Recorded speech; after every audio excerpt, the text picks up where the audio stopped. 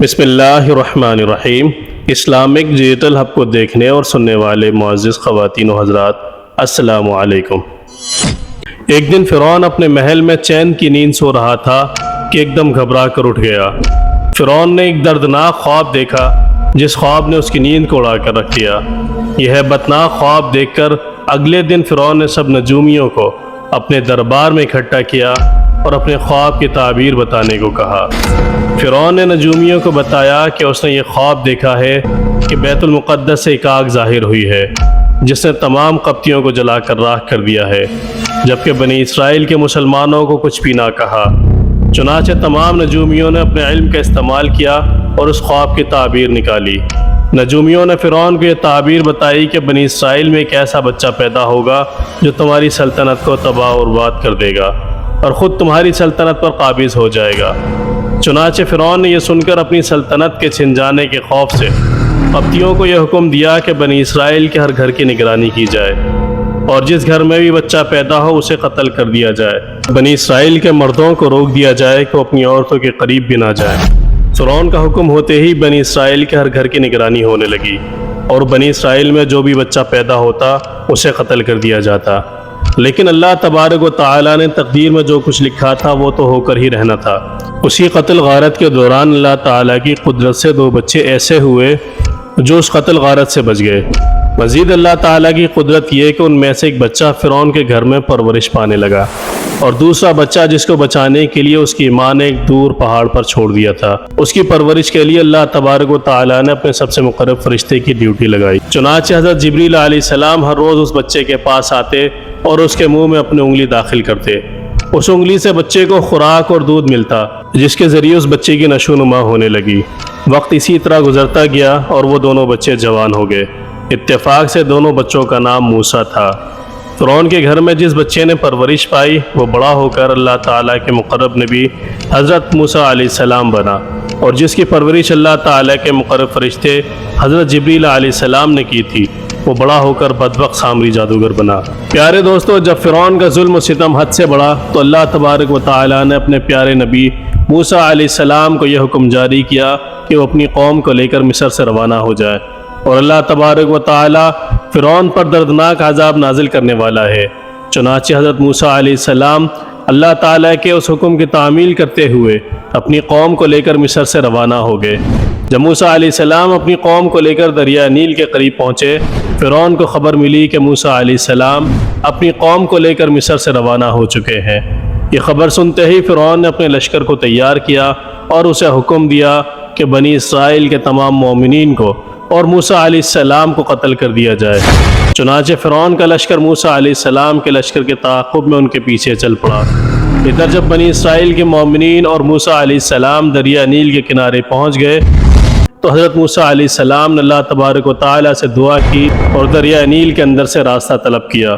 چنانچہ اللہ تعالیٰ نے حضرت موسیٰ علیہ السلام کو حکم دیا کہ اپنا عصا مبارک دریا نیل کے کنارے مارو۔ جب موسیٰ علیہ السلام نے اللہ تبارک و تعالیٰ کے حکم سے اپنا عصا دریا نیل کے کنارے مارا تو دریا نیل 2 حصوں میں تقسیم ہو گیا اور دریا نیل کے اندر سے ایک وسیع راستہ بن گیا۔ حضرت موسیٰ علیہ السلام اور بنی اسرائیل کے تمام مومنین اس راستے کو عبور کرتے ہوئے بڑی آسانی کے ساتھ دوسری طرف چلے گئے۔ ادھر فرعون اور اس کا لشکر جو موسیٰ علیہ السلام اور ان کے لشکر کا پیچھا کر رہا تھا وہ بھی اسی راستے سے دریا نیل میں داخل ہو گیا۔ جیسے ہی فرعون اور اس کا لشکر دریا کے بیچوں بیچ پہنچا اسی وقت اللہ تعالیٰ نے دریا نیل کو مل جانے کا حکم دیا اور دریا نیل کے دونوں حصے اللہ کے حکم سے آپس میں مل گئے اور فرعون اپنے لشکر سمیت دریا نیل میں غرق ہو گیا۔ یوں فرعون اور اس کا لشکر اور سارے قبطی ہلاک ہو گئے۔ اس طرح فرعون کو اللہ تعالیٰ نے ہلاک کر کے دنیا کے لیے عبرت کا نشان بنا دیا۔ فرعون کی ہلاکت کے بعد موسیٰ علیہ السلام اور بنی اسرائیل کے مومنین ایک دوسرے مقام پر ٹھہر گئے۔ کچھ عرصے بعد اللہ تبارک و تعالیٰ نے موسیٰ علیہ السلام کو حکم دیا کہ وہ اپنی قوم کو لے کر واپس چلے جائیں۔ موسیٰ علیہ السلام اللہ تبارک و تعالیٰ کا یہ حکم پاتے ہی اپنی قوم کو لے کر مصر روانہ ہو گئے۔ اللہ تعالیٰ نے بنی اسرائیل کے مومنوں پر یہ فضل کیا کہ فرعون کے تمام تر محلات اور سارا خزانہ بنی اسرائیل کے مومنین کو مل گیا۔ اسی دوران اللہ تبارک و تعالیٰ نے موسیٰ علیہ السلام کو تورات دینے کا بھی وعدہ کیا تھا۔ اللہ تبارک و تعالیٰ نے موسیٰ علیہ السلام سے فرمایا تھا کہ 30 دن روزے رکھو، مزید 10 دن اور اس کے ساتھ روزے رکھو، تو اللہ تبارک و تعالیٰ انہیں ایک ایسی کتاب دے گا جس کے اندر اس قوم کے تمام شرعی اصول ہوں گے، جن پر عمل کر کے یہ قوم زندگی گزارے گی۔ اس کتاب کے اندر اس قوم کی شریعت ہوگی۔ حضرت موسیٰ علیہ السلام نے اپنے بھائی حضرت ہارون علیہ السلام کو اپنا خلیفہ مقرر کیا اور خود اللہ تعالیٰ کا حکم پورا کرنے کے لیے کوہ طور پر چلے گئے۔ حضرت موسیٰ علیہ السلام کوہ طور پر اللہ تعالیٰ کی عبادت میں مشغول ہو گئے اور روزہ رکھنے لگے، اور وہ دن بھر روزہ رکھتے اور دن رات اللہ تعالیٰ کی عبادت میں مصروف رہتے ہیں۔ اس طرح جب موسیٰ علیہ السلام کوہ طور پر تشریف لے گئے تو ادھر سامری جادوگر کو فساد پھیلانے کا موقع مل گیا۔ اس نے بنی اسرائیل کے لوگوں کو بہکانا شروع کر دیا۔ اس نے بنی اسرائیل کے پاس جتنا بھی سونا تھا وہ سب جمع کیا اور آگ میں ڈال دیا۔ دیکھتے ہی دیکھتے آگ نے وہ سونا پگھلا کر اسے ایک بچڑی کی شکل دے دی۔ سامری جادوگر اس بچڑے کو دیکھ کر بہت خوش ہوا۔ اس نے اسے اٹھایا اور ایک محفوظ مقام پر منتقل کر دیا۔ پھر اس کے اندر وہ مٹی پھونک دی جو اس نے حضرت جبریل علیہ السلام کے گھوڑے کے قدموں کے نیچے سے اٹھائی تھی۔ جیسے ہی سامری جادوگر نے بچڑے پر مٹی پھونکی، اس بچڑے میں جان پڑ گئی اور وہ بولنے لگا۔ یہ منظر دیکھ کر بنی اسرائیل حیران رہ گئے، اسے اپنا خدا سمجھنے لگے۔ اس وقت العیاذ باللہ سامری جادوگر بنی اسرائیل کو بہکانے لگا اور کہا کہ موسیٰ علیہ السلام جس خدا کو ڈھونڈنے گئے ہیں وہ تو ہمارے پاس ہے، معاذ اللہ موسیٰ علیہ السلام تو وہاں ہلاک ہو گئے ہیں۔ چنانچہ سامری جادوگر نے بنی اسرائیل کو بچڑے کے سامنے جمع کیا اور پھر اس سے پوچھا، بتا تو کون ہے؟ بچڑے میں سے آواز آئی کہ میں بنی اسرائیل اور موسیٰ کا خدا ہوں۔ یہ سن کر بنی اسرائیل کے 12,000 مومنوں کے سوا پوری قوم اس شرک اور بت پرستی میں مبتلا ہو گئی اور اللہ تعالیٰ کی وحدانیت کو چھوڑ کر اس بچڑے کی پوجا کرنے لگی، عبادت کرنے لگی۔ جب ہارون علیہ السلام نے اپنی قوم کو اس کفر و شرک میں مبتلا دیکھا تو اس سے منع کیا۔ حضرت ہارون علیہ السلام نے فرمایا، اللہ تعالیٰ ایک ہے، اس کا کوئی شریک نہیں، تم اللہ تعالیٰ کو چھوڑ کر اس بچڑے کی عبادت کیوں کرتے ہو؟ اس وقت اس بدبخت قوم نے ہارون علیہ السلام کو قتل کرنے کی دھمکی دی۔ اس وقت حضرت ہارون علیہ السلام اس دھمکی کی وجہ سے چپ ہو گئے تاکہ قوم میں فساد نہ پھیلے۔ ادھر جب موسیٰ علیہ السلام اللہ تبارک و تعالیٰ سے ہم کلام ہوئے اور تورات لے کر واپس آئے تو اپنی قوم کو اس شرک میں مبتلا دیکھا۔ جب آپ نے دیکھا کہ آپ کی قوم ایک بچڑے کی پوجا کر رہی ہے، یہ منظر دیکھ کر آپ جلال میں آ گئے۔ آپ غضبناک ہو کر اپنے بھائی حضرت ہارون علیہ السلام کو داڑھی کے بالوں سے پکڑ کر جھنجھوڑا اور پوچھنے لگے کہ آپ نے اس قوم کو بت پرستی سے کیوں نہ روکا؟ قوم بت پرستی میں کیسے مبتلا ہو گئی جبکہ میں آپ کو قوم کا خلیفہ بنا کر گیا تھا؟ ہارون علیہ السلام نے موسیٰ علیہ السلام سے فرمایا، اے میرے بھائی، میں نے اس قوم کو بت پرستی سے روکنے کی بہت کوشش کی تھی، قریب تھا کہ یہ قوم مجھے قتل کر دیتی۔ پھر ہارون علیہ السلام نے موسیٰ علیہ السلام کو سارا ماجرا کہہ سنایا۔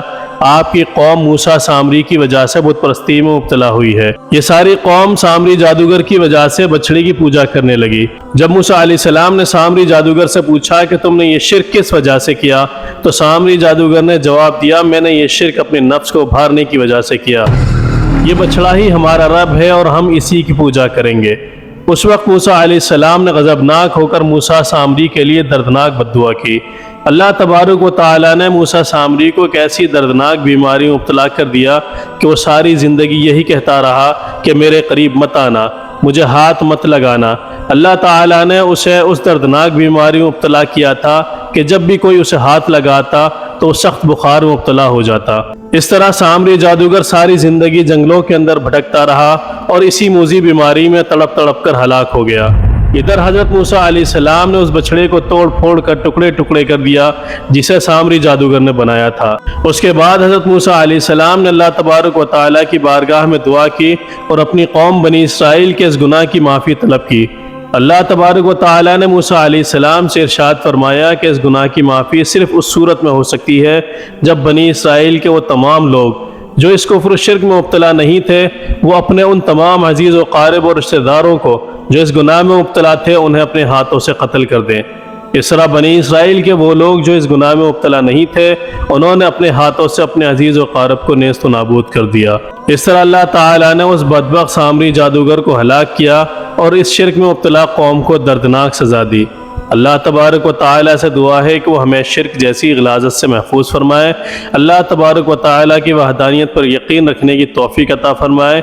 اللہ تبارک و تعالیٰ سے دعا ہے کہ ہمیں آپ صلی اللہ علیہ وسلم کی محبت میں جینا مرنا نصیب فرمائے، آمین یا رب العالمین۔ معزز خواتین و حضرات، اگر آپ ایسی ہی اسلامک اور معلومات سے بھرپور ویڈیوز دیکھنا پسند کرتے ہیں تو ہمارا چینل اسلامک ڈیجیٹل ہب کو ضرور سبسکرائب کریں اور ساتھ میں لگے بیل آئیکن کو ضرور پریس کریں تاکہ آپ تک مستقبل میں بھی اسلامی، تاریخی اور دنیا بھر کی دلچسپ معلوماتی ویڈیوز کے نوٹیفیکیشن آپ کو بر وقت پہنچ سکیں۔ اجازت دیجیے، ہمیں ملتے ہیں ایک نئی ویڈیو کے ساتھ۔ اپنا خیال رکھیں۔